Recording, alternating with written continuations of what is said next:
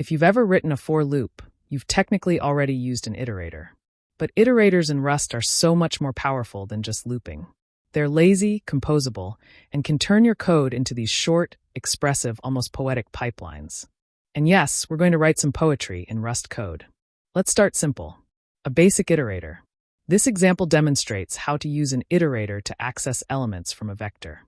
It begins by creating a vector named numbers containing the integers 1 through 5. Numbers.iter creates an iterator over references to each element in our vector. Critically, the iter variable is declared as mutable because calling iter.next changes the iterator's internal state by advancing it to the next item. The code then repeatedly calls iter.next 7 times and prints the result. Each call returns an option enum, some value, for the next element in the vector, or none once all elements have been consumed. Consequently, the first 5 print statements will output sum 1, sum 2, sum 3, sum 4, and sum 5, respectively, while the final 2 calls will both print none because the iterator has no more items to yield. Next is using iterators with a for loop. Now this is the more common way you see iterators. The for loop under the hood calls into iter on the collection and keeps calling next until there's nothing left. It first defines an immutable vector named numbers. The for loop then uses numbers.iter to create an iterator that borrows references to the elements of the numbers vector. This means the loop can access the data without taking ownership, so the numbers vector remains valid and can be used after the loop. For each element borrowed from the iterator, the loop assigns a reference to the variable number and then prints it to the console. The output will be number 10, number 20, and number 30, each on a new line. Next is consuming adapters. Some methods consume the iterator. Once you use them, you can't reuse that iterator because it's moved. Here sum is a consuming adapter. It takes the iterator, consumes all its items, and returns a final value. First, we are defining an immutable vector named numbers containing integers from 1 to 5. It then creates an iterator over this vector with numbers.iter, which allows the code to process each element without taking ownership.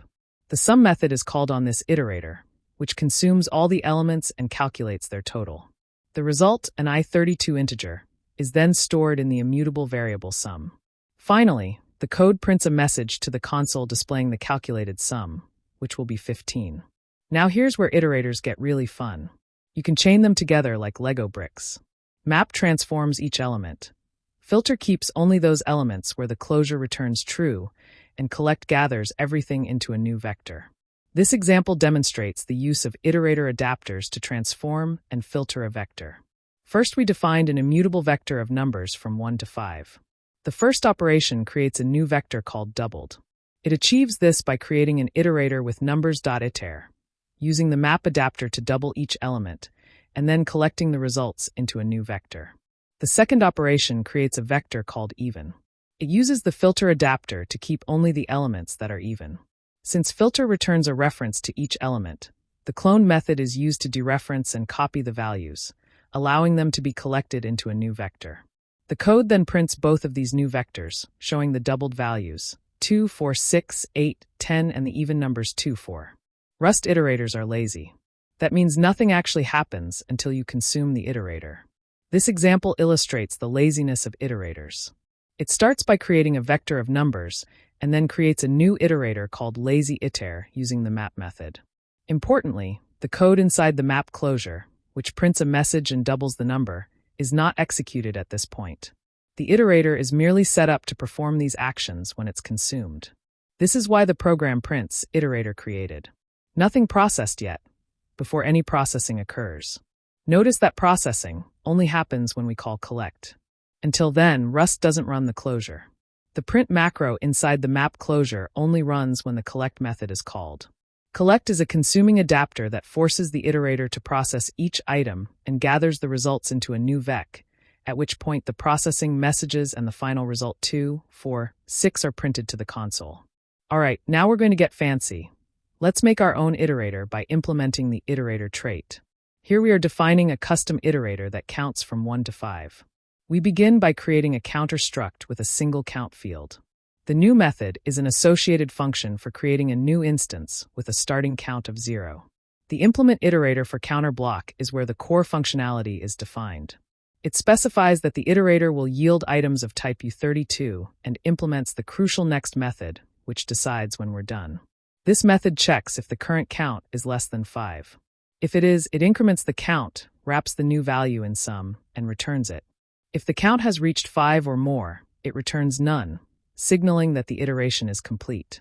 In the main function, a new counter instance is created, and a for loop directly iterates over it. The for loop knows how to use the counter because it implements the iterator trait, so it repeatedly calls next until it receives none. Consequently, the code will print the numbers 1, 2, 3, 4, and 5, each on a new line. Now here's a complete example that uses a custom iterator with functional methods. Here we are calculating the sum of the even squares of numbers from 1 to 5 using a custom iterator and iterator adapters. The counter struct and its iterator implementation, which yields numbers from 1 to 5, serve as the data source. In main, a new counter is created. The map adapter then squares each of these numbers, producing the sequence 0, 1, 4, 9, 16. The filter adapter subsequently checks for even numbers, keeping only 4 and 16. Finally, the sum adapter adds these two values together, resulting in a final sum of 20. The code then prints this correct result. So we made a counter, squared each number, kept only the even ones, and summed them up, all in a smooth pipeline. So that's iterators in Rust, the built-in adapters like map, filter, and sum, plus writing your own custom iterator using the iterator trait. Iterators are one of Rust's secret weapons for writing clean, expressive, and super performant code. Now, go experiment with this stuff. Try making your own iterator. Try chaining crazy things together.